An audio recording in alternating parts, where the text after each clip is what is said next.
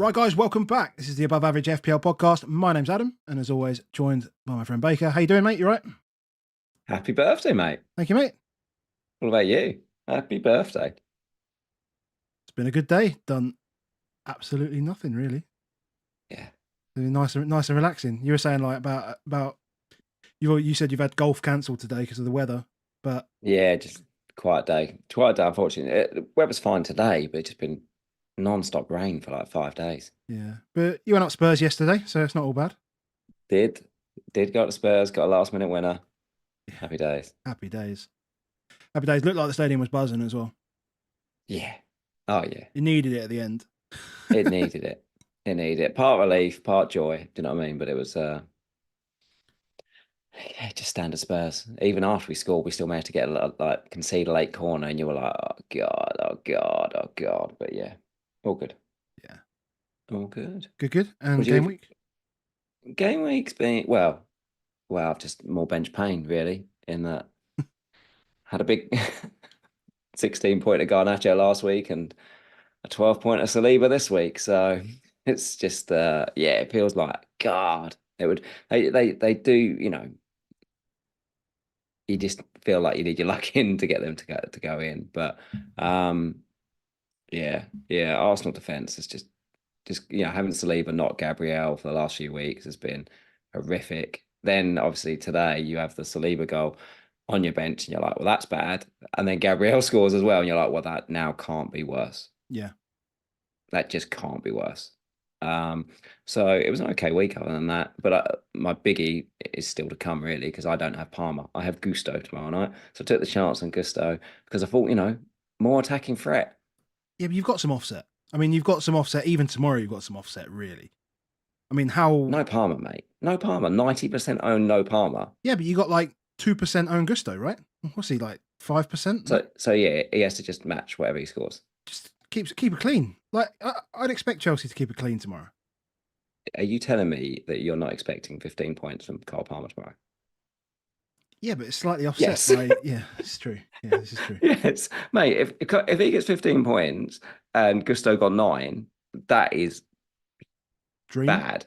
6 effective points against you is huge. Oh, it's huge. Yeah. Yeah. Okay. That is losing 6 points against the whole field is monstrous. But that's the best case result you could possibly pull out. Yeah, that's true. That's true. And I've been there in the past, right? I've had like the Bruno Fernandez's last minute goals and stuff like that in doubles and shit. Like, it does happen and it's painful and it Yeah. sucks. If you had So, those points in the bank from Saliba this week, then you'd be like, yeah, fine. yeah, that's true. Anyway, Yeah. my week was dull, mate. My week was dull. I just did my free transfers and moved. We did a Thursday night stream and you were wildcarding. Yeah, that didn't materialize. Yeah, that didn't materialize. I mean, that was like Thursday through to Saturday was a bit, yeah, it was a bit odd. I was also expecting to be in my car, waiting for my daughter to finish dancing, and because it's half term, she had no dancing. So I was literally sat right here chatting to people on Discord, about what to do. And obviously, like the KDB news comes out, and it's just I made the moves on Friday night because there were murmurings. So there was nothing official, but there were murmurings on Friday night that he might be benched, and so I made two moves that I was probably going to make anyway, like two players I was going to bring in on my wild card. So I made them because otherwise I'd have lost 0.2 on that move, and they both went up. Jota and Haaland, they both went up. And I lost 0.1 on KDB at the time. I was just like, okay, I'll just take the 0.1 win. And then if it turns out that whatever murmurings were there were just a load of shit, then I would, just reverse it with a wild card and just get it all sorted. So, you told me not to count up the differences between the two, and I did it anyway because I'm a sick bastard like that. And yeah, I mean, so far it seems to have worked out. So, I'm, there's obviously, game weeks in the future that wild card would have served that I haven't considered in that, but I'm just taking the 1 week like it was worked better this way around. So, I can be happy today. My thoughts on it, mate. I'll tell you what, I could tell you my thoughts on it, but counting up what you would have done versus what you wouldn't is the most pointless exercise the world could ever do. Yeah, and people do it. And everyone does it. Yeah. Like everyone, I'd still do it, but as long as you don't attribute anything for it, because it's such a seminal moment when you play a wild card. Things happen many. So, I'll count that my first wild card that I did this season, because I went a couple of weeks earlier, I kept Saliba because it was the week when Gabriel was rumoured to not be playing. So I was like, oh, and then I've ended up with Saliba ever since, you know, and that's hurt. So these things, the ripple effects off of what we do in FPL isn't just about that. It's about what leads in, about what leads out. And then even then, that's just attributing outcomes to stuff. like as opposed to luck, which does happen, in football games, good and bad, and it's just completely intangible. Yeah, it's all part of it, though. I mean, the outcomes are what give you the overall ranks at the end of the day. So, we all do it. We all do it. We have to stop because FPL Punk has dropped a super chat saying happy birthday, mate. Fireball. Seems to be a fireball in that super chat. So we did it. We poured. Cheers, mate. Cheers, Lee. Thanks for that. And and FPL California as well. Good to see you, man. Thanks for the super chat as well. We're not doing a fireball per super chat. Absolutely not. No chance. Save your money, people. That's definitely not happening. I am off work tomorrow, though. Absolutely not. Yeah. What do we do now? What's the next bit? Teams. Teams. Game weeks. Teams. Yeah. We'll allude it to it. We're done. Cool. Teams, game week scores. Go for it, mate. Just lead off. Yeah, so I'm on 68 points with Gusto to go. So it's a green as it stands. It sounds the world's worst thing. It's definitely not season over, but it's like it could have been big. I've got obviously, throughout the whole week, obviously Trent looked like he was on for a mega haul and not to be. Got Porro and Dubravka, just defense continuing to get no points. And then Saka, obviously the big hauler today. Richie and Foden with the blanks. Watkins with a blank. Goals from the two Liverpool boys that I brought in, Jota and Darwin, and Captain Haaland. What a nice little warm blanket, bringing Captain Haaland back into the team. So yeah, that's me, 68 points, 1 to go. Cool. I had Dubravka as well. I doubled up on Newcastle defence. I don't know why, because we've looked at them, even just recently in the past few weeks and gone, they're crap defensively, but still, we don't buy defenders for clean sheets and all Isn't that. it though? Because the other keeper plays for a team where half the stadium left at half time. That doesn't help. Well, he was always going to play.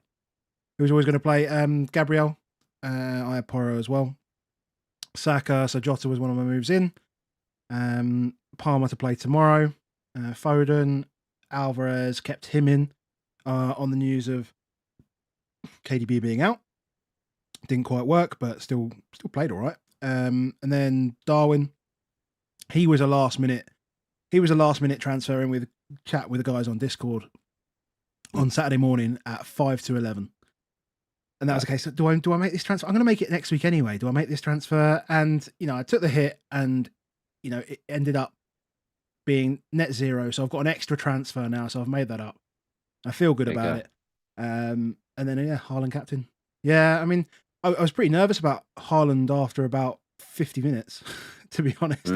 It just was never really kind of involved in the game. And obviously, like City, we'll talk about City, but, that first half was very, very slow. It was from them. So yeah, a bit nerve wracking, but it got there in the end. I'm up a couple of 100,000 places, which is good, and it should only improve. My FPL optimized just reached above, just tickling on 0 with the prime guys at the moment. So yeah, which is nice after taking an 8-point hit.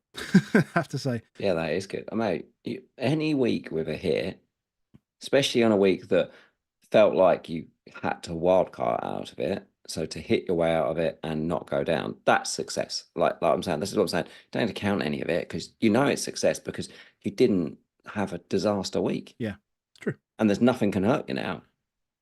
No, it's all good. It's all good. I'm assuming because you messaged me earlier and said Watkins is call for a blank because you don't go for it and I don't go for it. So I'm assuming tomorrow as well you'll be the same, that you won't be celebrating anything that Palmer does. Nope, doesn't matter. Good. Doesn't make any difference. Good. As the old Pinocchio knows. Good. I don't know what he is. I don't know what he is where I am. I think he's. It's 90% in any ranking of any place you ever go to. It's pretty much. Pretty much. Yeah. So be mad to see what he is next week away to City. That'd be low, surely. You're on everyone's benches, surely. You'd assume so, but it felt like he was on lots of people's benches this week, and he wasn't. like there was a lot of people that were looking at it. A lot of people thinking about it or benching him because the other options they had. But when it comes to the actual figures don't say it. It's a bit like everybody that you speak to who's got Gabriel or Saka or both, but actually the percentages aren't as horrific as it sounds. Yeah, I mean, Gabriel was like 17, something like that. But it wasn't as big a hurt. Oh no, like 40, mate. 40. Or was it Saliba that was 17? Saliba was like 17, man. Oh, Gabriel's plus 40. Getting mixed up. My bad. It's okay. Yeah, so games in a second, but what I was going to do, did I put this on the right thing? I can't remember where I put it now. I think I put it here. The guys over at Fantasy Football Fest, they have released their early bird tickets on the 16th of August at a better venue. So for anyone that went last year or the year before, it was at the Arches of Waterloo or whatever. It was. That's a better venue. That's a dig straight in. Well, it is because it was a fucking dungeon with no internet, and I mean the vibes were all right in there, but it was like there was no internet, and you're going through a deadline, and you couldn't watch the game, and everyone pissed off to the Thirsty Bear to watch football. Yeah, we did, didn't we? We did. And then went back. So yeah, better venue. Watching the game, Wi-Fi, games, live content, all sorts of stuff. It is actually a really good, a good fun afternoon, and you can hang around for a few hours, and you can disappear, and you can come back, and then you're hanging around and traveling and stuff. There's a few people that will go out in the evening afterwards. It's a good laugh. We really enjoyed it last year. It's an all-night affair. Yeah. It gets messy. Yeah. I wonder if General's coming down again. Are you suggesting that he got messy? Not at all. He's a professional, is Mark. Your words. Ever professional. That's why he hates leakers. And if you do enjoy the content that we put out, make sure you drop a like on the video, and make sure you hit subscribe. We're on the way, as always, as I say, on the way to 10K. And I'll continue to say that until we're past 10K. So please drop a subscribe if you want to see more from us. You know, we do podcasts and videos every twice a week. And yeah, and it's my birthday. So just do it for that. Just do it for that. If you can't like and subscribe and retweet it for someone's birthday, then when can you? Exactly. Exactly. Where do you want to start? Top of the table? Or not top of the table? City? City. Haaland. Yeah, I mean, as I said, like, we were nervous. I was nervous watching this. Like, I caught the back end of the first half, and you know, I hadn't really heard very much of what was going on early doors. But yeah, I don't know whether it's the front four that didn't quite click. But one thing I think I see from this is I do feel like Alvarez is going to be the guy on the chopping block. Like, Kev comes in and changes the game. It just completely changes the game, right? So, like, how does Alvarez fit into this puzzle when Haaland's Haaland, right? Yeah. And Foden's been Foden this year so far. Like, and recently, so you got recency bias in there as well. Works so well with Haaland. How does he fit in? Well, the only thing is, though, he started every single game. Yeah. He started every single one. So, but at the same time, Kev was out like that whole period. Yeah. But he's not now. But he still trusts him. So he trusts him until he doesn't, doesn't he? You know, it's that thing with Kev. It's like, you know, previously we've had it with Mahrez of when do you get on and off the train. But Mahrez never played 20 odd games in a row. But when he was in, and it was fantastic, and you just kept picking him.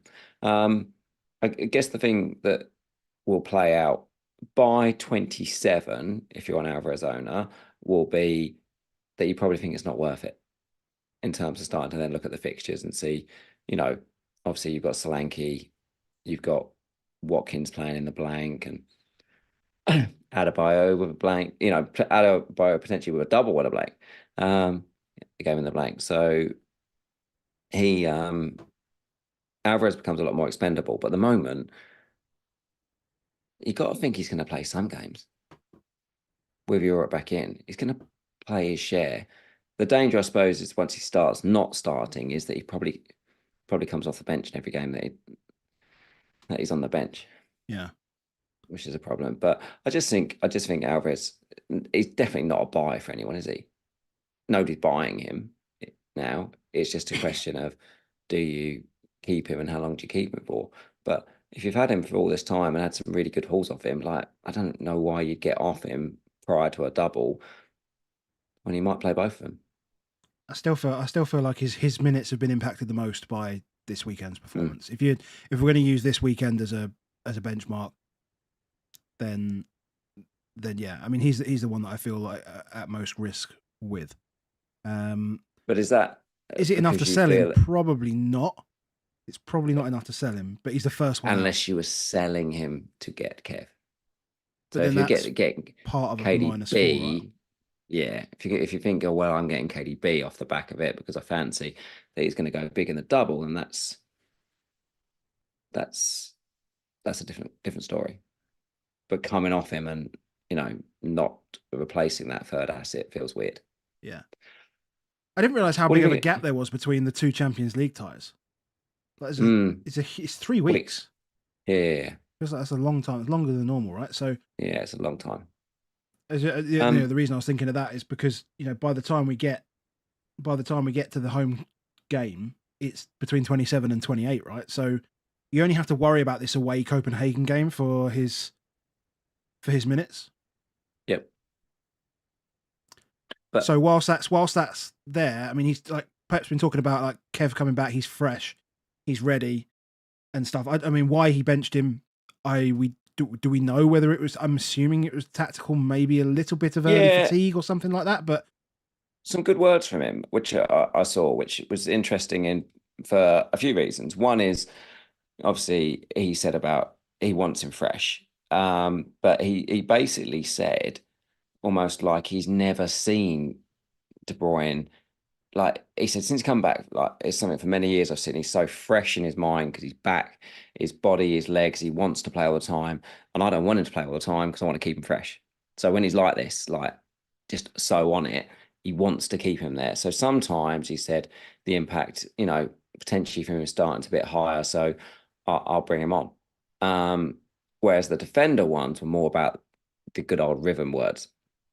So we might see that again from De Bruyne, but I do think one of the big things on this is if they blow Copenhagen away in midweek, as you said, the next game is between 27 and 28. And who do they play in 28? Yeah, Liverpool. It's between Man United, then it's Copenhagen, then it's Liverpool. So I think partly it's rest Kev this weekend. Blow Copenhagen to pieces, and then he doesn't have to play in the Champions League at home. And then he's got him for both of those games.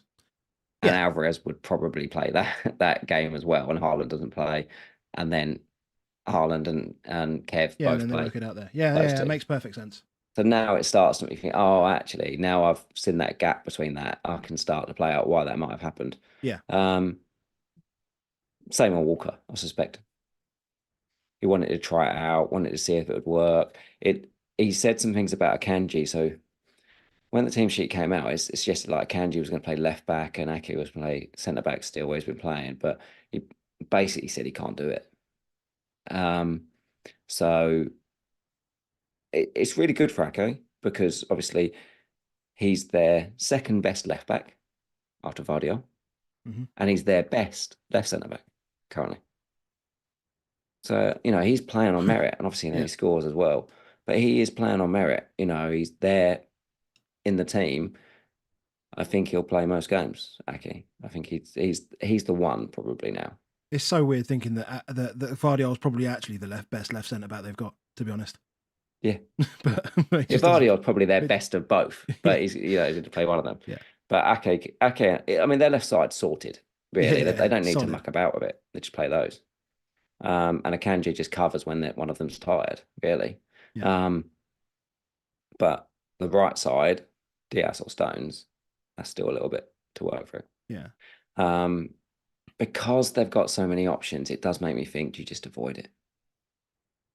Imagine you're relying on one of the City defenders in 26 and they don't play as well, then you're like...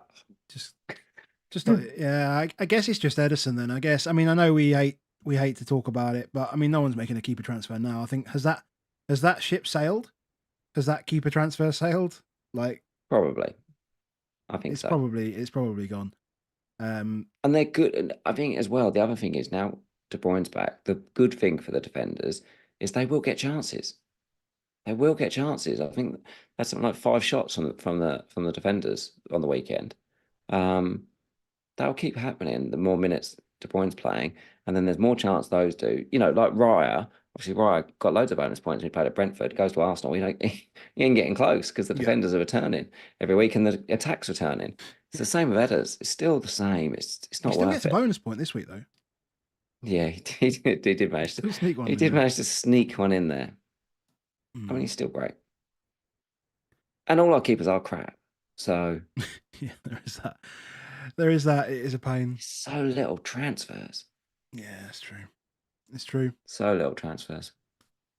Nothing to say on Everton. They're not a team that they're not a team that I'm particularly targeting, but they're not a team I'm particularly bothered about worrying about until maybe 31.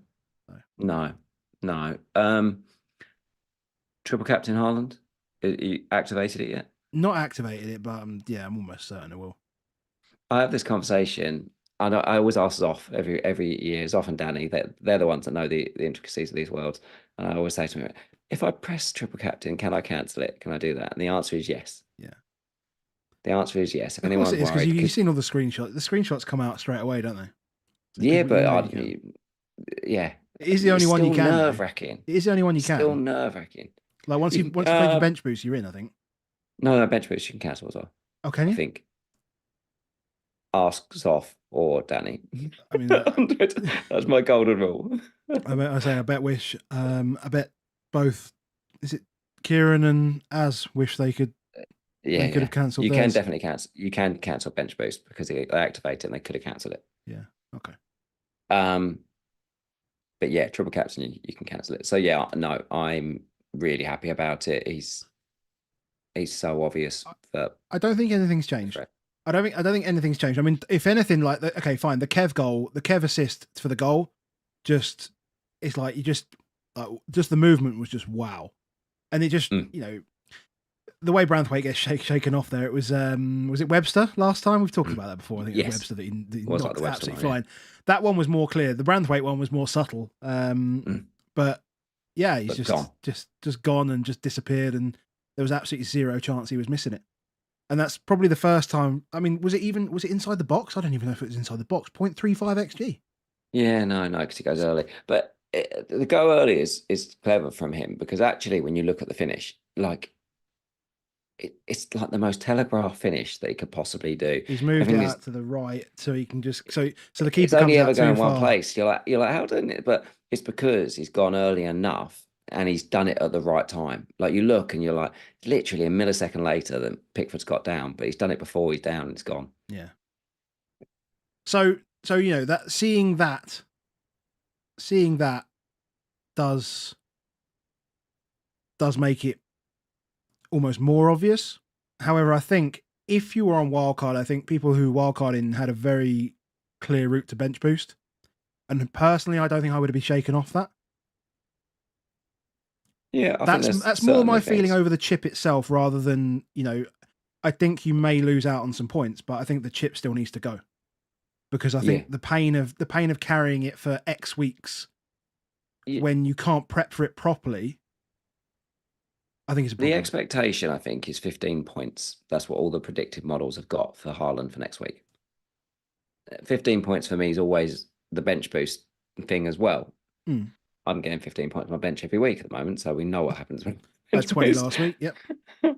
But that it still feels like if you set up for bench boost, you probably would, especially if you've got double keepers. Yeah. Especially if you've got double keepers, I would. Or you're having to bench someone that you just don't think you should. But yeah, if it's iffy, just Haaland triple captain, get it done, get it over with. Yeah, not Darwin triple captain. No. No, I think somebody said it. Somebody said it yesterday. Gave me the same advice as I think it was it you or was it? Might have been Danny gave to me. Who was it? Was it Praz? Might have been even Praz. Like if you don't like owning Bumo, like don't watch the games. If you don't owning Darwin, don't watch the games. I don't agree. I'm going to disagree with Praz on that one because the thing about watching Bumo is that you get annoyed because there's nothing in it that excites you or makes you want to have him as the player. The thing about Darwin is that when you watch him, he's everything you want in the player, and therefore I'm like, no, I don't agree with that. I'm like, I want to watch Darwin. It's like the opposite. Most of the time, it's the opposite, right? Most of it's like you get nothing, but you actually get returns from Bumo. Yeah, you get everything from Darwin, but you get absolutely no points. He's like that meme everywhere. I will be there. Like that's what I'm like with Darwin. Yeah, I'll be there. I want to be in it and see it when it happens. Like I want to watch him. Well, like I've got 100% record with him. I've had him for 1 week. He scored 1 goal, got 1 bonus point. Perfect. Yep, my first game of the season with Mr. Nunez, and we got a goal, and we got 1 bonus point. Yeah. What do you think about the bonus point? Don't even know what it was for.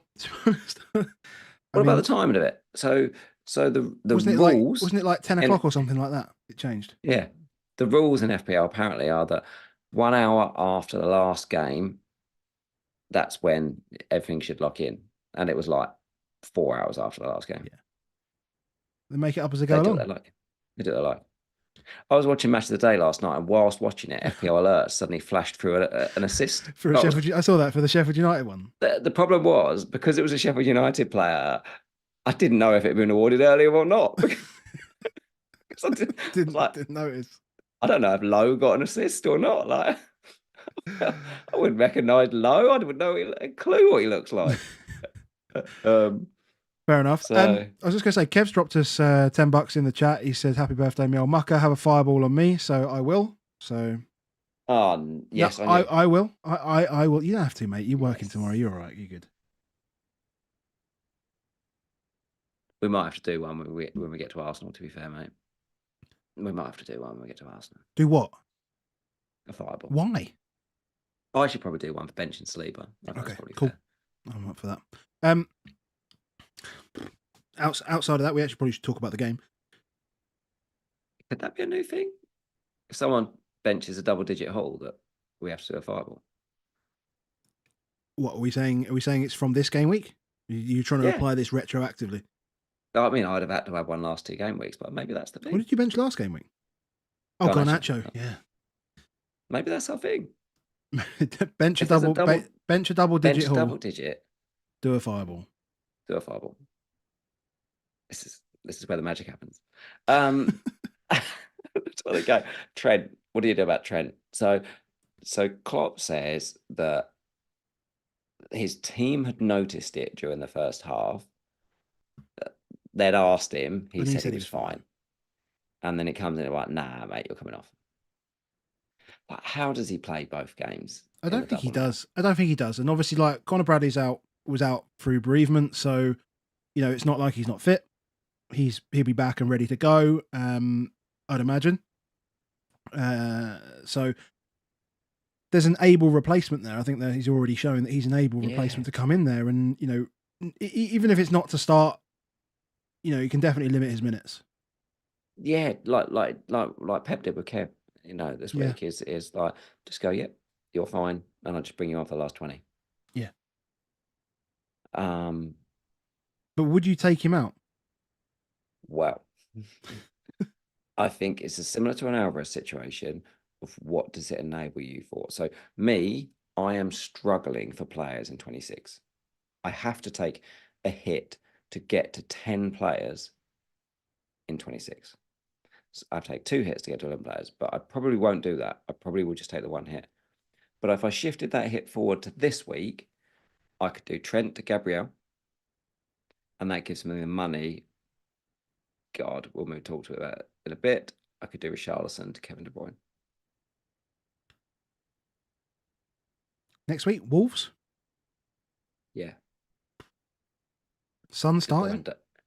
De Bruyne double. Yeah, but is it also that, though, that you're like, well, maybe I want Son. Yeah. But it's that the idea that I would have De Bruyne for the double and De Bruyne for 26, who's the one I'm going to want?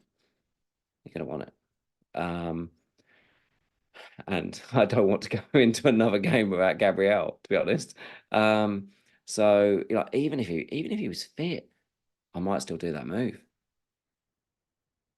But it's horrible, the idea you take out Trent.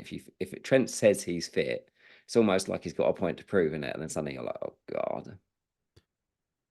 Yeah, I mean, I don't hate it. Obviously, I've already moved off of Trent, so I don't have to deal with that situation. I just think that one thing you do know from Gabriel is you're getting 90, right? Like, are you getting 90 from Trent? I think you're getting 120 at best. But is 120 of Trent actually better than 90 of Gabriel right now? I don't know. Look at Burnley conceding 2 from corners. Yeah, the Jota and Nunez goal, both headers. Yeah, and then Gabriel and Saliba are going to go and play him next week. They've conceded the most set-piece goals all season, Burnley.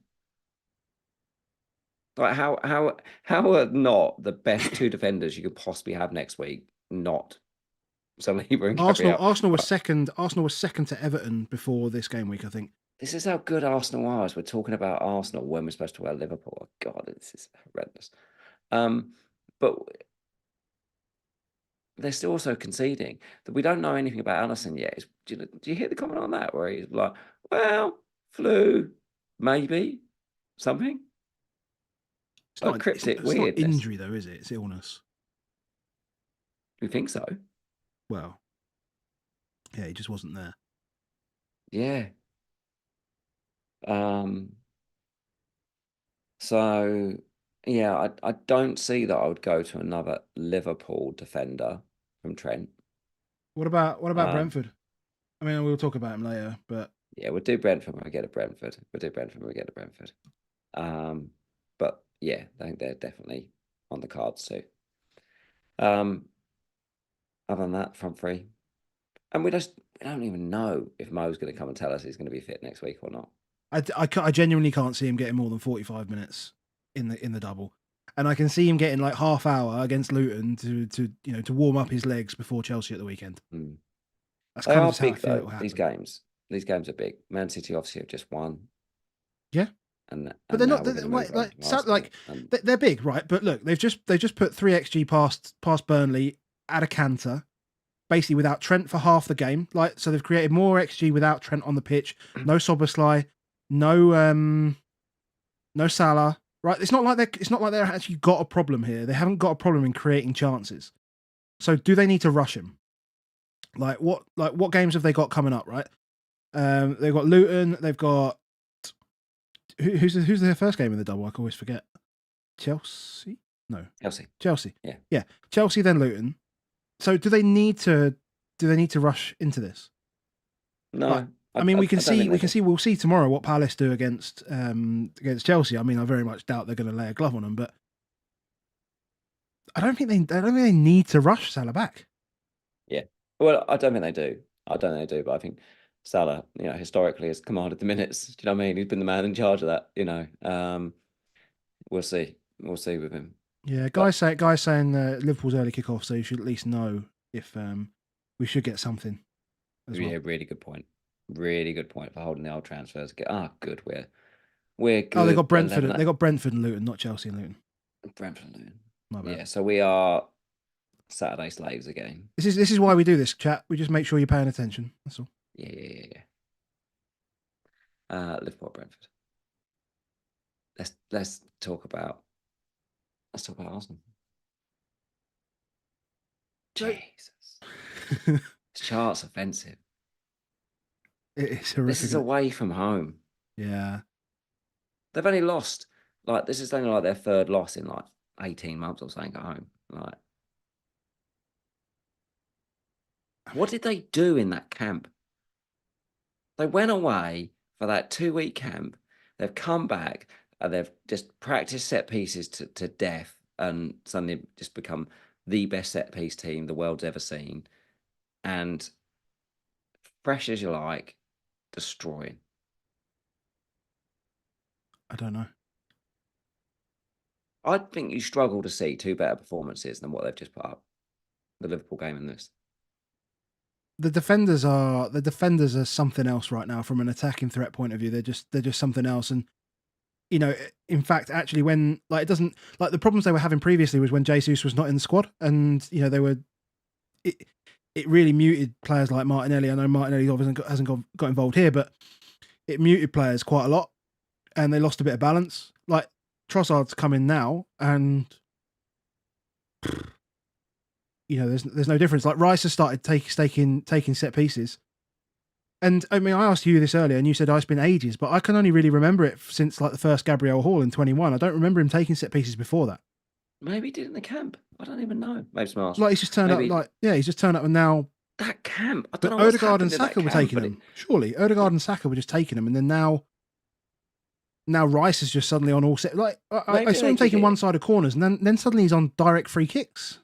Yeah, well, Odegaard used to take direct free kicks, and Martinelli or Trossard, whoever's on the pitch, used to take the left-sided corners. And now they're just gone, well, just let Rice take them. But I guess it's because he thinks, well, Rice is always on the pitch, so I can plan for it easier. Maybe, yeah. Maybe that set piece coach went, it's not useful having different people. When you don't play them. we use and abuse Rice and Saka, so just give them to them. But I mean, Saka, for one. I mean, if he's going to turn up, if he's going to turn up in the center of the pitch, I mean, because I guess there was a concern that he might be too wide. Jesus Christ, that's the worst beer I've ever poured. Oops. That is phenomenal. I'll leave that for a minute. Saka had 8 shots in this game. including the penalty. So 7 non-pen shots. Yeah, that's a lot for someone who's supposedly wide. 1.72 xG, obviously 0.79 on the pen, but it will just yeah, it's hard. And then team. as you say, like defenders also getting like big chances, like more than. Yeah, imagine it. Saliba today didn't get any bonus, and he got 44. He got 44 BPS and didn't get any bonus. That is absurd. And even Gabriel was like 36, 37, wasn't he? I think as well. Like that's no bonus. Like 36, 37 as a defender. You go, that's pretty good. Yeah, you're in there. In most teams. Was it Saka? Saka was 50. Rice was 60. To give a comparison, Darwin snuck in with 25 yesterday for the third place. Yeah. Which, considering he scored, meant that he did -2 on everything else that he did. Yes. Pretty much, yeah. 6, and then he had 6 of the minutes. Yeah, exactly. Like, these are just a juggernaut of a team. But that BPS does paint a picture. The BPS, the XG, the consistency, the amalgamation of chances, all of it. You're like, this is just bullying. Yep. Damn. Yeah, I mean, even like Havertz, El Neni, they both had a couple of shots each as well. Yeah, when they came in, El Neni had a few. Odegaard, I thought, was really good again. Obviously, he came back in, and you thought, oh, Odegaard's back, and then he's had a few really quiet games, but he was really good today. I think once that Alvarez got booked in the first half for them, though, that was it. Suddenly, oh, your Hatchet Man's got booked early on. Just stuffed. I just don't think you can go anywhere near West Ham.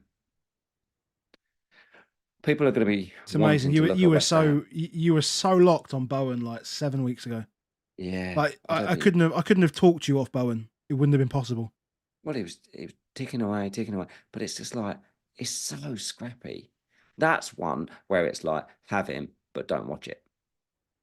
You can watch Kudus play a little bit because it's fun, but you actually can't watch Bowen play because it feels like torture. The poor guy's just stuck up there with big bully. I mean, how many times did Saliba just push him in the back and just push him over? And he went, yeah, I'll take that.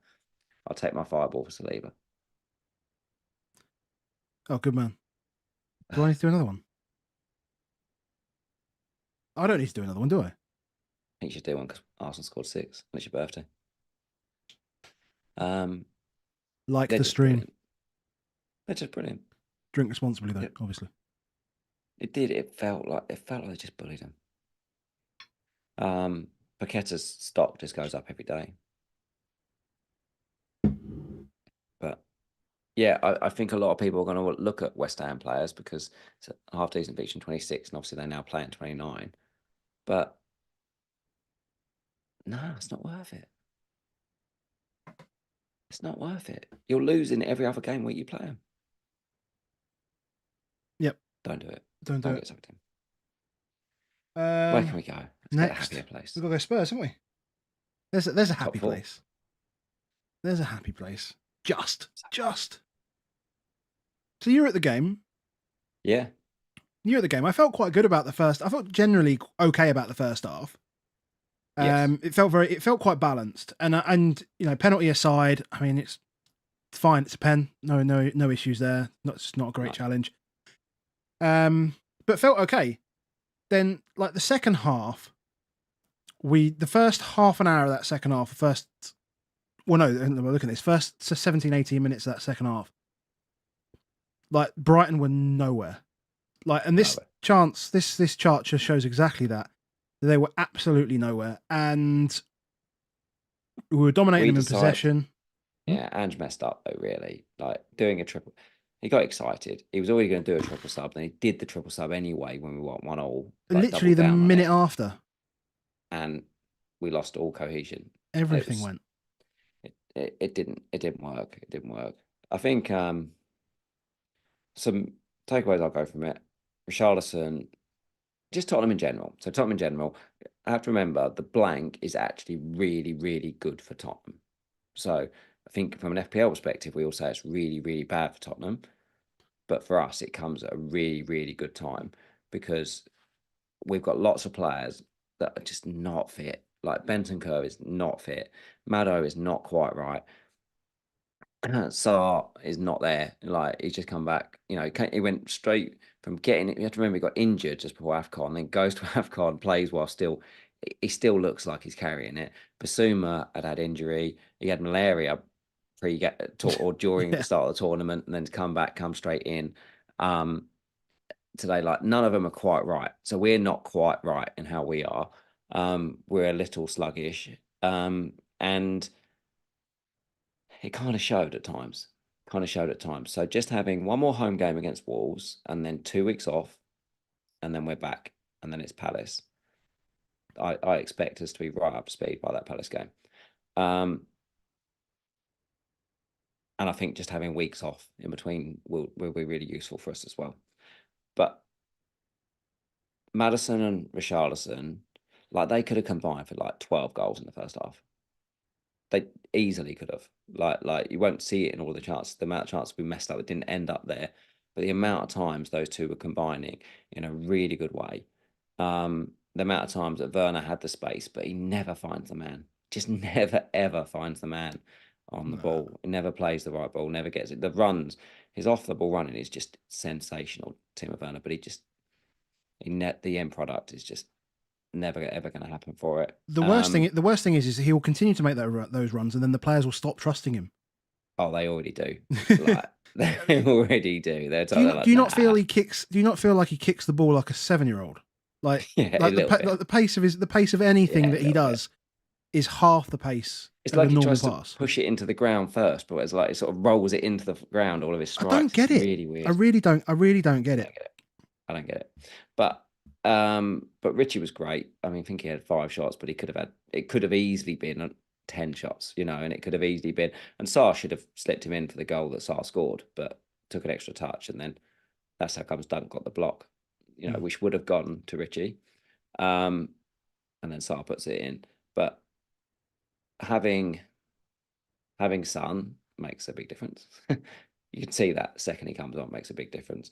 The thing on Porro, I would say from this week, is that I have to remember who he's up against. Mitoma was so good, man. Like, I don't know if that is the first time I've seen Mitoma in the flesh, but boy, like considering he just come back from the Asian Cup to straight in and played the full 90 minutes, and at 90 he was still going as hard at it as the first. Porro did such a good defensive job on him because he was causing so much problems for him. So he was always going to be more reserved in this game because he knew what he was going to be coming up against. And then obviously you've got potentially your Stupinan on the overlap as well with it. So then that's like Porro just didn't ever have much of a chance. I think he had his sort of first. He seemed to have more forays into the box once Johnson came on than when Kulusevski, because I guess Kulusevski is a bit of a creator, bit of a shooter, albeit he should have shot more, Kulusevski. Whereas Jono wants to get on the back. So when Jono, what he does is either he goes towards the box and that creates room for the overlap, or he drives right and the defenders have to go with him because he's so quick. And then Porro did start to get back into the attack for the last 10 minutes. But Porro, the problem with us for Porro is, look, we just give away stupid goals every game. That's the problem, isn't it? Like it really is. Did you feel outside? Did you feel outside the penalty though that we were going to concede? No, I didn't. I felt more comfortable today than any other, and I was waxing lyrical about this being, proper ding dong 4-4 type game, and it never felt like it. Well, it's 0.42 xG for Brighton if you take away the penalty. It's 0.4 non-pen xG. It's not a lot. They sorted the set pieces out. They put Maddo in front of Vicario. Yeah. It was just like, oh yeah, can't do that anymore. He did a really good job of it. From a Brighton perspective, like Van Heck is a maniac, genuine maniac. If you watch the he made one tackle on Son, I think. Was it Son? Who was it? He made a tackle on Vicario when Vicario had the ball for a goal kick. He just goes up front. He goes up front. I think I saw that. They didn't highlight it on Match of the Day, but if you watch Match of the Day and watch they were doing the analysis, just watch where Van Heck is in all the replays they show.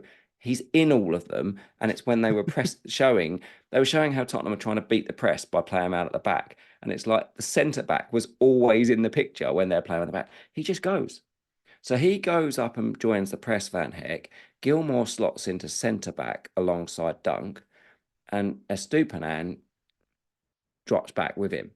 So Van Heck actually running and just being a madman and joining the attack at every moment, what that's doing is it's restricting Estupiñán.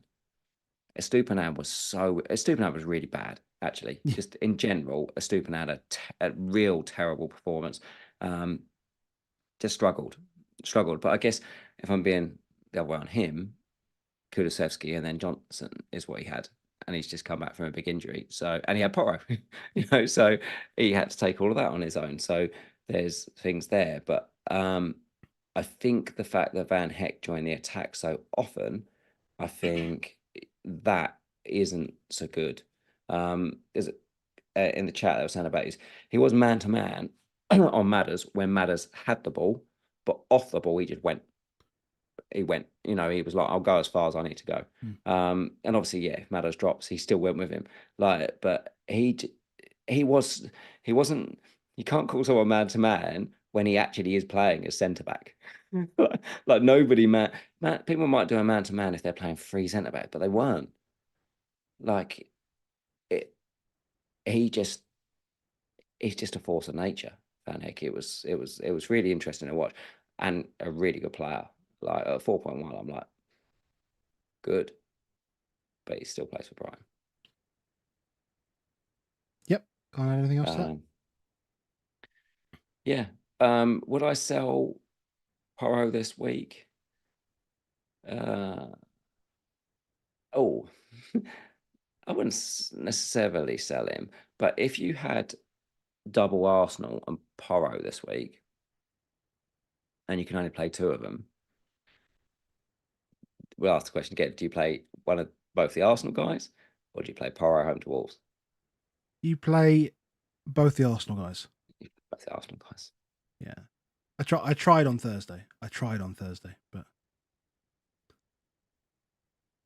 no, you said Saliba was okay to bench because you said Saliba had no got. I think you exactly. Did I say Gabriel? Did I say start Gabriel but bench Saliba? Yes. Okay, fine. Yeah. That one wasn't my problem, but it was my problem. Fair enough. You do double Arsenal. Would you move? This is the interesting one because I think a lot of people will potentially move Porro to double Arsenal as well next week. Would you do it this week as your actual transfer or not? That's when it then becomes a bit. I don't know if there's no other double movements you want to do. Tough. Because you've got, if you haven't got 3 City, yeah, we spoke about City. It's difficult to actually get into that defence. But we didn't really speak about Brentford. Should we talk about Brentford? It's probably the one game I didn't see, actually. Probably the one game I didn't see. So I don't really know much about this game. Kuna's done his hammy. Yeah, I saw that. That's unlucky for anyone that's obviously brought him in. Reggie's fantastic because he's Reggie. Yeah, how is that happening, by the way? How is he now? Like it feels like he's like this new sensational player that's just come up, and it comes off the back of probably the greatest social media reply I've ever seen, as well. Greatest social media. It's genuinely incredible. If you haven't seen him, Michael Owen's son. Yeah, it's genuinely brilliant. Same person. So good. Oh man. But for Reggie, I think the thing is that so he's what's his name? Rico Henry. Henry. So they've been without Rico Henry for a long time, and they've been managing with a left back. But whenever we used to do our like BPS analysis and stuff, we used to say like Rico Henry's like baseline was like 7 because it's like a headless chicken, just runs and gets in the box and does all that stuff. And then you're like, oh, how does Reggie play? Oh, he runs up and down. He's an unbelievably winning runner, but he's a headless chicken. Just runs in, does his stuff, wants to score, wants to get involved. Isn't great defensively, but who cares? He's fun. Reggie's fun. Always been fun. He's perfect profile for replacement for Rico Henry. They get to play like they used to play. It's good for him. Brentford did their things, which we know, which is get to big chances. Tony takes that goal so well, makes it look so easy. Always looks like a training ground finish when he scores, doesn't it? Just roll him in. Yeah. I mean, he's just back, isn't he? He's just back. He's just back. And he's got that level of arrogance that just is perfect for a striker. Pisses you off if you don't support Brentford, obviously, but yeah, it does. It does, but arrogance and just everything you want about him. Like I said when I saw him the other week, just strutting around, you were like, that's the kind of guy I want. That's the kind of guy I want. He's very, very, very, very good. He's very good. But yeah, so Reggie. Do we think about Tony instead of like? Do we think about Tony instead of Watkins? Because we know that obviously there are other routes to goals in Villa. Like how, like Brentford rely on Tony, I think, more than Villa rely on Watkins. And that's it's difficult to say given that obviously you got like 5 returns last week or whatever. But this is the old thing of saying it though, saying it because he scored when Watkins was absolutely brilliant and should have scored a hat-trick. And Onana didn't know a lot about 2 of those saves. Yeah, 2 of them. 2 of those have just got lucky, you know what I mean? So if one of those Onana doesn't get lucky, though, do we have that you claim luck versus good positioning or whatever else? But I mean, you can also call it bad finishing as well. We're definitely showing the views of one that did own Watkins, the one that didn't own Watkins. But if you don't think you got incredibly lucky as a non-Watkins owner, then that's on you. I'm not saying I didn't. I'm not saying I didn't get lucky. I'm not saying I didn't get lucky. I'm just saying, you know, he plays twice. He plays twice, Tony. Like that's the thing. There's an extra. If you're wild carding right now, what would you do? I'd probably, if I was wild carding this week, I'd probably put Tony in because it's more fun. Because what you'd do is you'd put Tony, Darwin, and Haaland and leave the money to go to Watkins next week. Yeah, that's true. But you'd then be in a position when you'd get to 28 with Solanke, and you're like, well, I've got to have Solanke. And I don't know. I think whoever you've now got as strikers, obviously Darwin's an option because of the next week because of the blank. But I think everybody else, like, just leave it a week. Leave it a week. And think that Man City are a good defence. And Liverpool are a good defence. I mean, it's a tough double. Yeah, it's not an easy double. It's the same for me on Reggie. Like, do I expect them to keep a clean sheet in either of those games? No. So, not for me. Not for you. Not for me. Where do you want to go next? Well, I must do Watkins. Might as well do Watkins. That one. That one. I don't know. First half, I thought United were good value. I mean, I think Højlund come game week 30 is going to be like. I think he's going to be in like game week 30 wildcards. I really do. I mean, he's a player. Yeah, he can play. Like, he's not just a goal scorer. He can play football. You know, he actually works really well for a team with 2 wingers who predominantly want to get in and score. You know, he could be their Bobby Firmino, but maybe with a few more goals. He's good, and he's still pretty cheap. What is he like? 7-1? I think so. About that. Something like that. Yeah, I think he is 7-1. So he's in that same price range as well. And Yeah. so you can either get to him from one of the others, or he's just going to be good price when you get their wild card or whatever. I mean, he's firmly established in there now. Like, they're working the team around him, so it's good. I also just think that game week 30 to 38 run for United is really, really good. I mean, I think it's still too early to think about bringing in. Yeah. You wouldn't be bringing in United players at this point. I mean, if you've got Garnacho, obviously, for Fulham in 26, then good. I think you're well set up, but I don't think you need to be bringing anyone in for. No, I'm the same. I think you'd much rather have Watkins in 26 than Højlund, for example. Yeah, just because the games they've decided, just because the games past it as well. Yeah. Well, United have got City as well. That's a big exactly. Big all of it is just like not for me. But really good. They're doing Man United. I saw one of the big sort of tactical accounts was saying about, hey, Man United, like a couple of years in under Ten Hag, they should be having more control of the game than this and all that stuff. And I'm like, that's not really what Man United are. Like, they're a counter-attacking team. They were sitting right in once. Villa had the majority, I thought, of the sort of threat in terms of going forward. And they were just making life difficult from when they were get into the box. It looked, Man United's plan was crowd Watkins, and make him have to snatch at chances. And guess what? He snatched at chances and they didn't go in. Yeah. Villa's plan was get Watkins chances, and they did get him chances and they didn't go in, so both would kind of say their plan worked, and at the end of it, McTominay with a brilliant header. Like, he's just a good finisher, McTominay. This is what he should be doing. He's like, we've been saying for like literally 3 years in this podcast of don't ever play him as a holding midfielder. Play him as an 8, or play him as a 10, or play him as a striker. Play him in a forward position, because he won't stay there if he doesn't.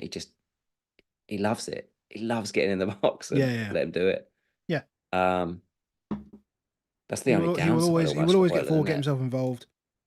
So almost the only downside for Højlund is, like, towards the end of a game, McTominay's just nicking stuff. Yeah, he was. He was behind him, wasn't he? He was behind him. Yeah, Højlund was behind him. Yeah, but he's taking the first defender, and then Matty Cash has gone with McTominay. No, Matty Cash was terrible. Matthew, as he's known on this pod. Fucking hate him. Can we go for this game without talking about Doug Luiz getting another double digit? We were saying just before we start. Before we started.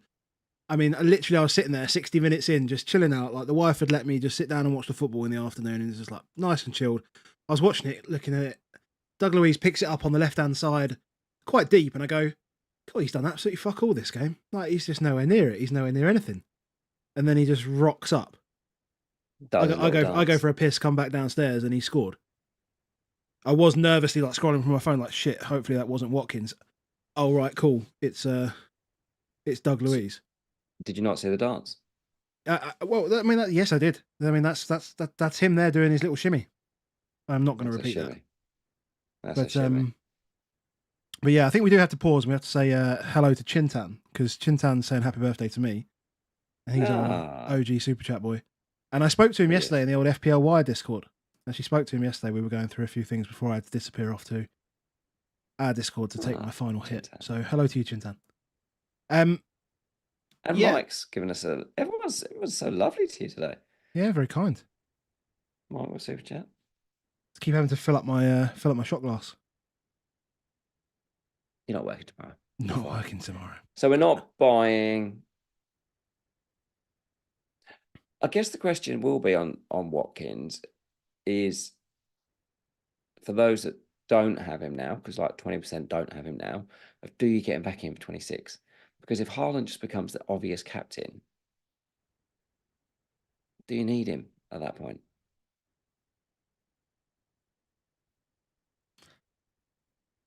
It's just because Darwin doesn't play in it. So Darwin doesn't play. So you're like, well, Darwin doesn't play. You just have to transfer. This is what I say. This is what I just said like a minute ago, though, wasn't I? Do you get Tony in instead, and then carry him through to 29? Yeah. I mean, there's an argument to. It's Tony's the on fixtures are pens. good. It's just because the fixtures actually Tony's in also on 27. pens. Yeah. Yeah. Hey, look, Watkins got a load of points last week, but there was a number of times when it looked like a penalty was about to happen for Villa, and every time it happened, I was like, "Oh, I don't want a penalty because it's not Watkins is not going to take it." It's going to be Doug Luiz. Yeah, but like I say, my feelings, everyone's feelings, are probably be a lot different if one of those three big chances win him. Yeah.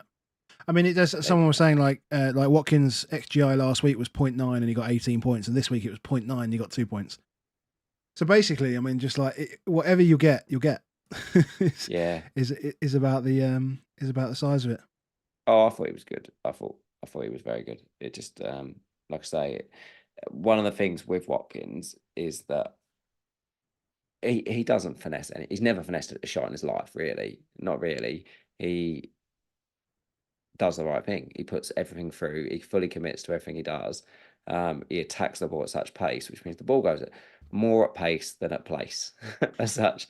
And then you always have that option of potentially keepers can save it. To be honest, I don't think he does much wrong with either of the ones that Onana saves. I mean, oh no, I don't think he does much good wrong there because you get good connections on it, and you're 3 or 4 yards out. You just have to get the best connection you can on it, and then if that's the right direction, because you're not directing your shot at that point. You're just getting your foot on it most of the time, right? You have an idea of where you're going to put it, and you just kind of try and put it there. And if you get it slightly wrong, then it might just go straight at the keeper, and you're not going to get it perfect every time. So, yeah, I don't think there's any issues. No, I've got no issues. But it's the same reason. I have today is the out. same reason why I didn't cap him last week. Almost type things though is that what you're hoping is that you think that he'll have a good floor of shots because he is the talisman for that team. But there's always a chance that even being the talisman of his team, he walks away with a 2-pointer, and that's what happened today. That's it. People saying that like it was the best captain choice last week, 0.9 XGI. Well done, 18 points. 0.9 XGI this week, 2 points. Not the best captain choice this week. And less actual XG. Yeah. But last week than this week. Yeah. Yes, exactly. Exactly. Who got left? Fulham, Forest. Fulham against Luton. Bournemouth. Yes, we've got Luton to go. We've got Newcastle to go. Oh, yeah, we've got loads of teams. 3 teams. Fulham, Bournemouth. Cool, we've been going an hour and... Oh, how long are we going? An hour and 20 minutes. Jesus Christ. It'll be Super Bowl soon. Where do you want to go? Hour and 10. Fulham, Bournemouth.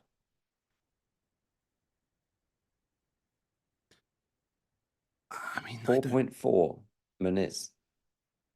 4.4. Yeah, pretty good. Yeah.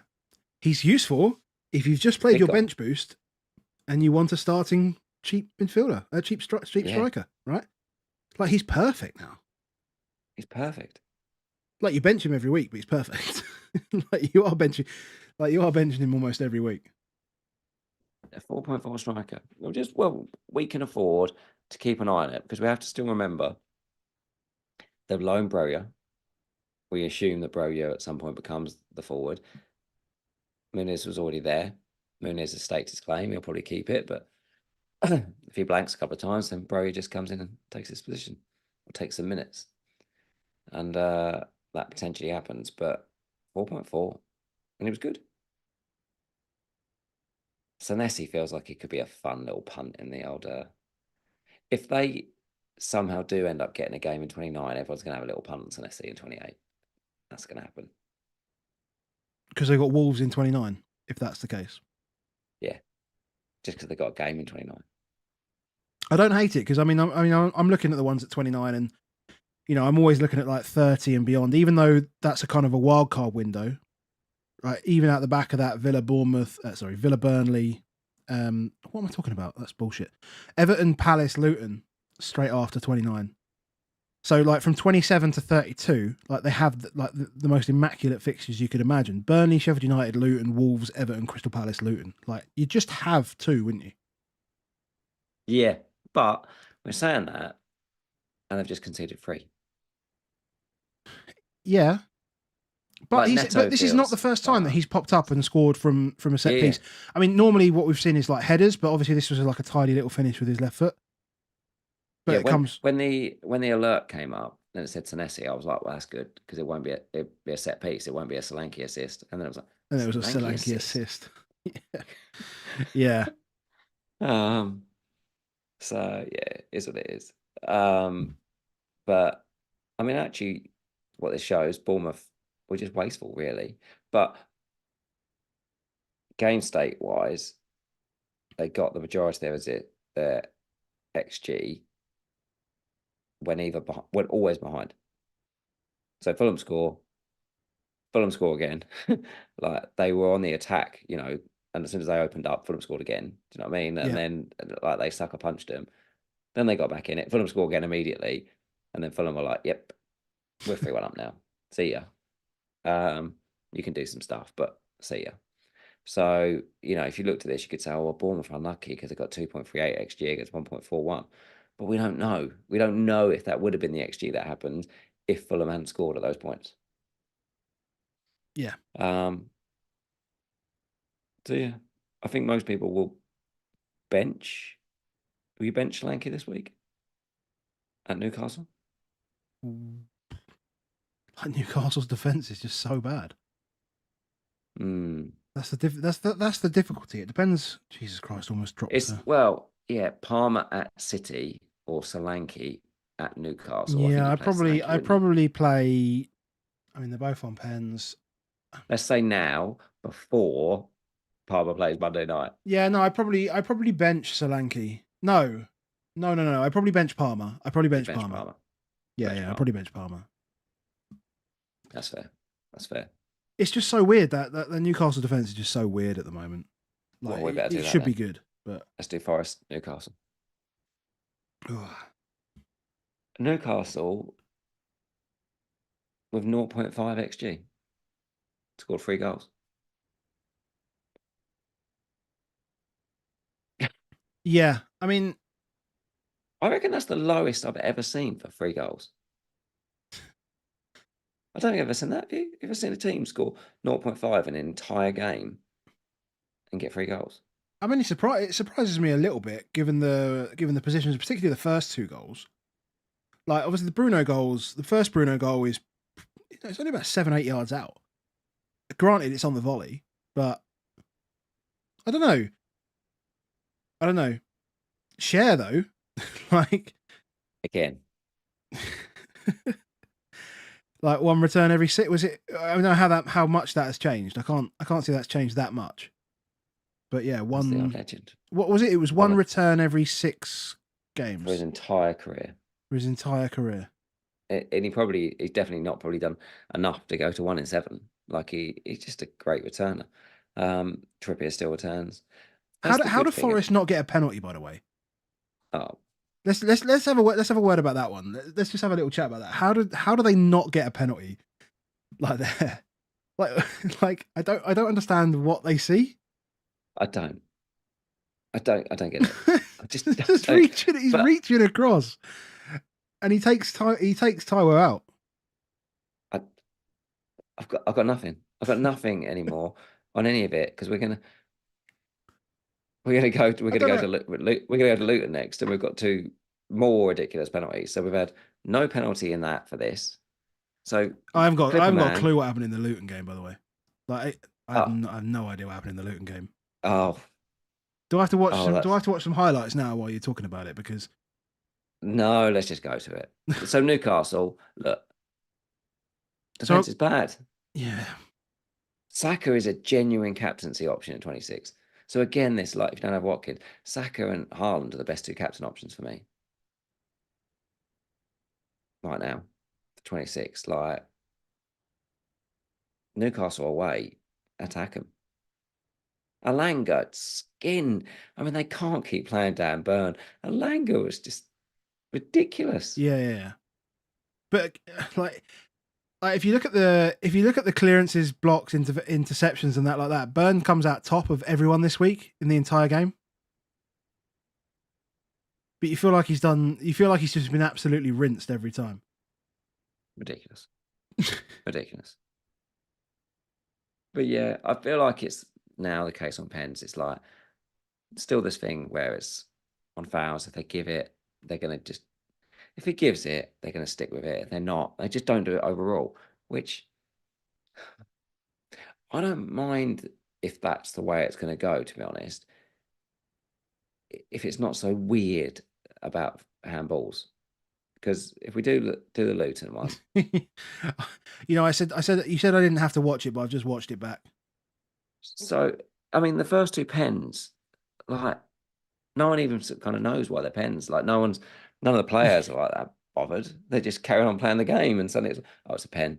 Yeah. So that chat might be able to help me to make sure we're in the right order of this one. But the first one, he gives the pen.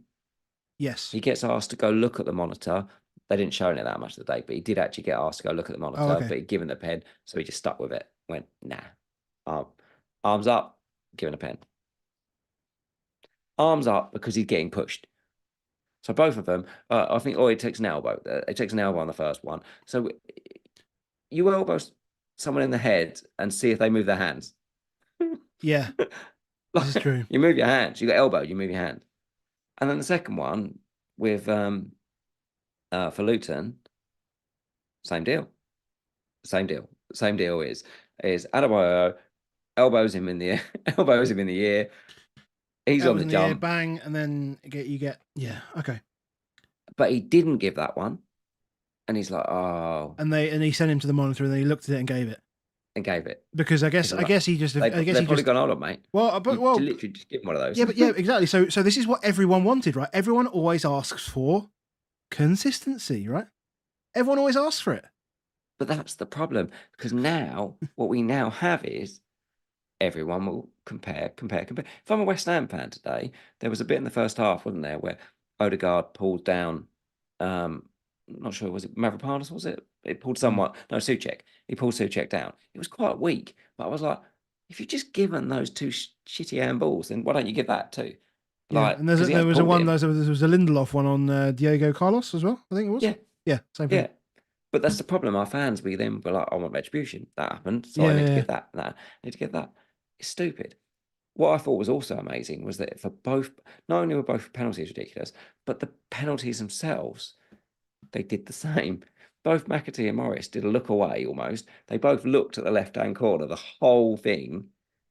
McAtee's was almost a look away penalty. He literally turns his head as he touches the ball. It was incredible. Morris did a little pause as he turned, so it wasn't quite so incredible. But they then not only two ridiculous pens given, but then did exactly the same penalty for both of them.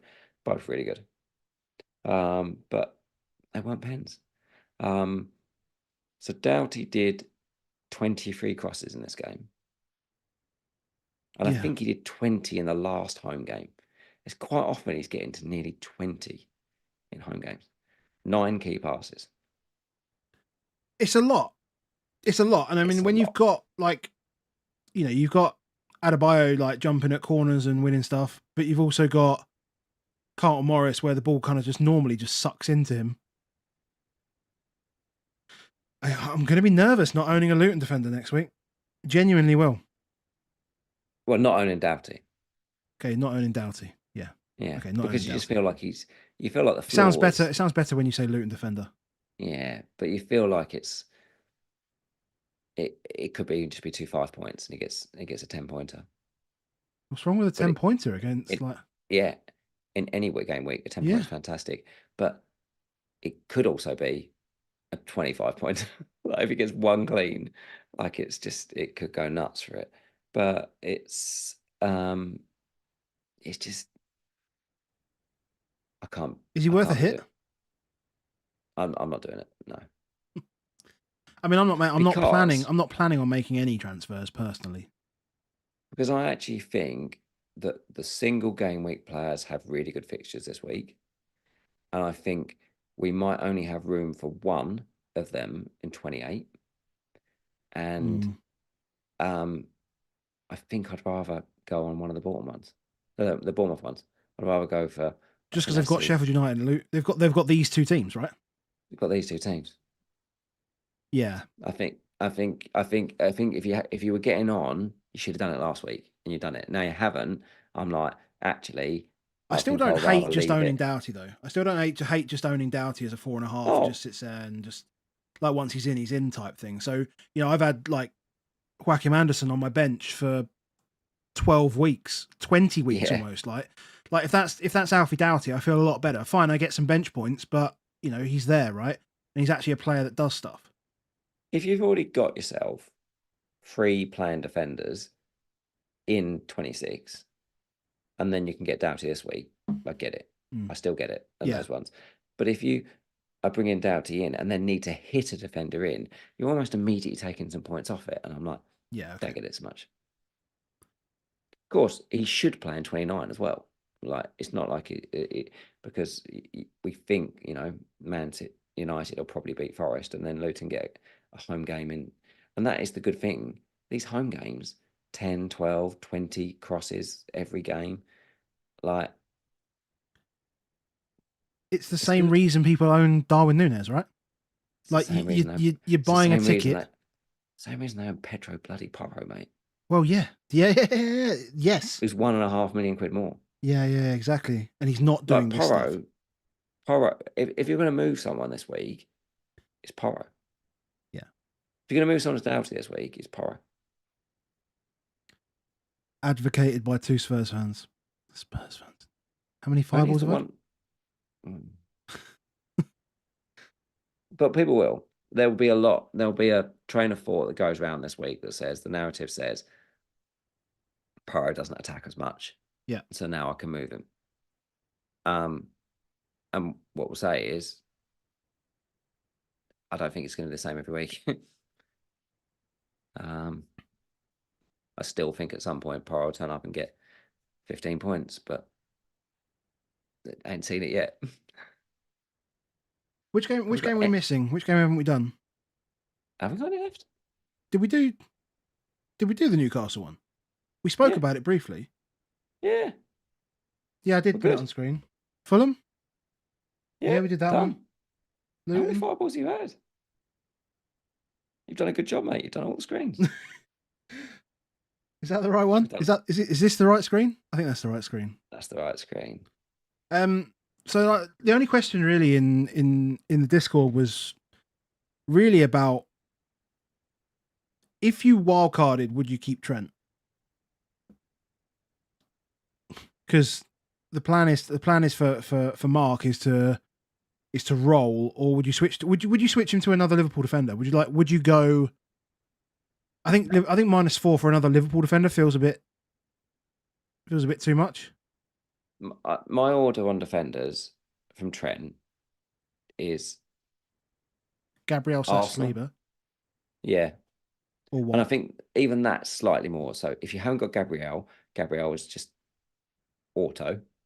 Yeah, me, like I said, I haven't got him. It's a criminal offence. I do not own Gabriel on my team. It's madness. It's cost me fortunes, but I'm not, I'm not going to continue to fight it. Like, I want him. I see it, and like, yes, that's the main focal point. Then Saliba is a lot more expensive, so I get it if people are looking at maybe a Trippier, or they're looking at a City defender, or they're looking at a Reguilon. I think it's all quite close in that. I think all of them are closer than getting on a Liverpool defender this week. For me, I don't see that one. Konate, like, if there was one on Liverpool, I'd be more tempted to punt on Konate because he got banned. He's fresher, so he's probably the one that is gets all the minutes. Yeah, obviously Van Dijk will get all the minutes. Yeah, but he's cheaper, isn't he, Konate? Yeah. So if I was to punt off to another Liverpool, there's that. Obviously, if we hear he's like out for the rest of the season, well, we're all going to own Bradley at some point, aren't we? Like, if Bradley is 4.1 and he's going to play every game the rest of the season, yeah, then you're like, well, I might just get Bradley. Yeah, I mean, Andy Mack's right as well. Do you not think Robbo's just nailed now? Like, I feel like Robbo's kind of just nailed as well. Yeah, but there's 3 players that can play in this position. Yeah. Gomez, Tsimikas. And I don't see that I'd want to spend that money. Like Yeah. you've been saying it regularly. Like once Son's in, like if Yeah. KDB is if KDB smashes up this double game week, then smashes it up in 26, and then its big game Kev narrative comes into play because it's all big games after that. And then you're like, hold on, but Son's got a really good run of fixtures and played 29. So suddenly we might want KDB and Son. And then guess what? Salah's back. And suddenly we want those. So maybe we have to just go, yeah, I'm going to take some money out of defence because I want the two defenders I could just play from Arsenal because they're the best defence in the world and they also score goals. And then I could do cheapies with the rest. Yeah. I can see us needing more money. Even the like Watkins, Tony, Haaland, it's too expensive, isn't it? Yeah. That's 30 million quid. It's a On ton of money. strikers. It's not so difficult when you've got like Garnacho though. If you've got Garnacho, it's not so bad. I don't think it's as bad.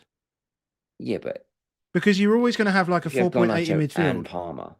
Do you know what I mean? Yeah, but that's fine. You're cheap then, aren't you? Yeah, but you still haven't got the Salah. Well, no. But even if you should be, yeah, okay, I get that. So, but then you need to have money out of defence to make that happen. Like we've seen already, like so many weeks now that like the money doesn't need to go into defence. 1 in 5 of us now has played the wild card. That's mad. You know, normally actually we'd look at that, wouldn't we? 20%. Is that what it is? Virtually every tier you look at, 20% if you use wild card now. It's mad already. Yeah. So therefore, is again like I'd take the time now. I'd be like, strip it out, get low. 2%. Yeah, 23% of the top 10k have used it. But even if you go down, it's like ranges from like 23, 24s to 20. I flicked through them last night. Yeah, well, I think, look, this is actually quite important, actually. I think this is quite good just to give people some context. Like in the chip use in the top 10k, so 23% have used their wild cards, 6% have used their triple captain, 10% have used their free hit, and almost 13% have used their bench boost. So, you know, that's a lot of managers. And some of them will have used all 4, right? Yeah.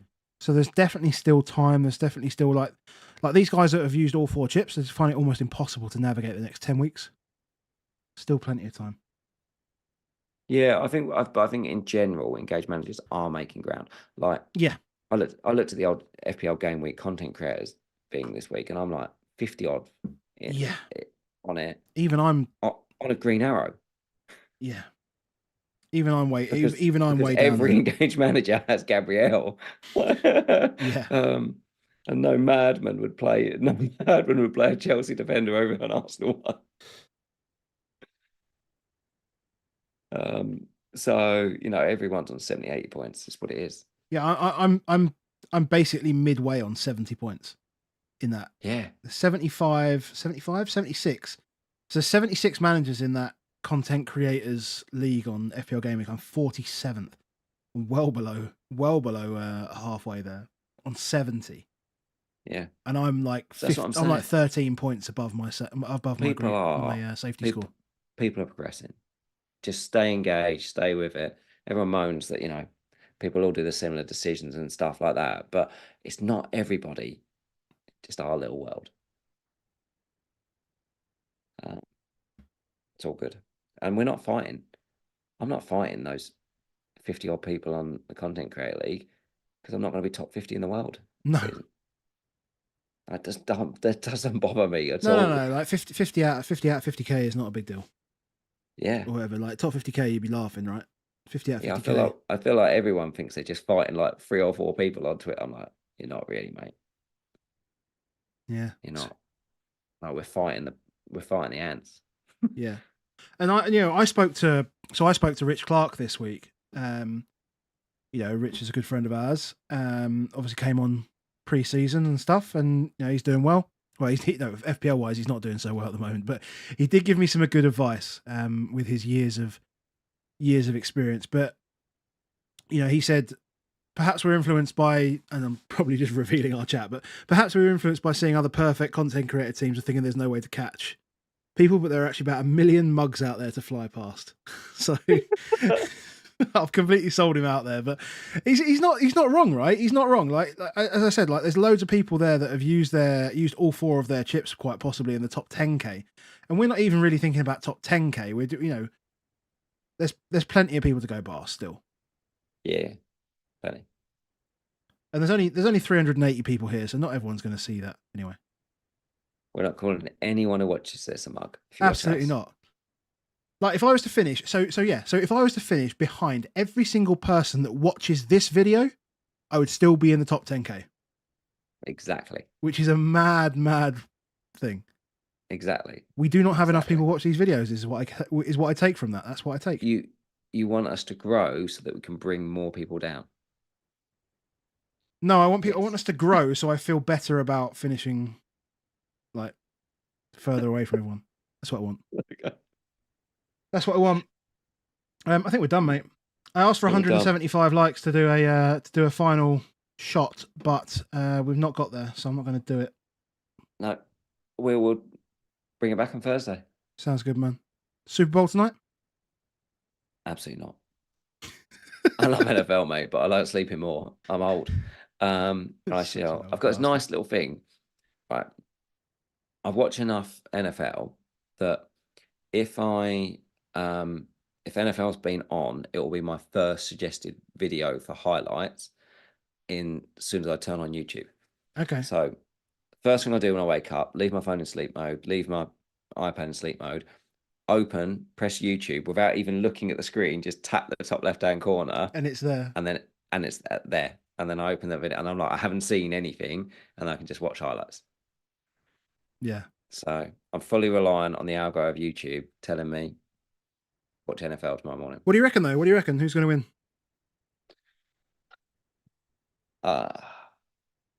Well, that's what I do like about this one, is because I think the Niners just been incredible all season. They're just a powerhouse team. But I love Mahomes and Kelsey. I love them. I just love them. Like, despite the fact that me as a Bills fan, like they destroy my year every season. It's just how unorthodox Mahomes throws the ball that it's just cool. I love that. Cool. It's just cool. It just feels different watching him, and Kelsey's just a big boy. You know what I mean? It's just but I'd also I've been a long-term big fan of McCaffrey. So like when he was at Carolina, I was like, it just always felt a shame that you got someone who's so good and was never getting a ring playing for the Panthers. So I would like him. I'd like to see him. And it's a good story. Brock Purdy's story is good. It's all good. It's all good. No losers. No losers. So yeah, the chat's saying like, who do you support? So you're a Bills fan. I don't really care. I just like watching it. To be honest. And I'm with you actually, since Mahomes has come into the game, it's just unorthodox, right? It's just unorthodox and clever. It's just really clever the way he maneuvers the ball. I think just in general, when you're not like a big student of the game and stuff, when someone is a bit unorthodox, you're like, that's nice. Cool stuff. Like, yeah. I remember like when I was young and like watching Edwards for Wigan like play rugby league, and it was like, oh, he plays rugby like a guy plays football, like he's playing football. That's weird, and suddenly it gets me into that sport. And Mahomes is like that. It doesn't matter if you like NFL or not. Like you can watch that and you can appreciate it. Yeah, agreed. I think we'll leave it there. We're done.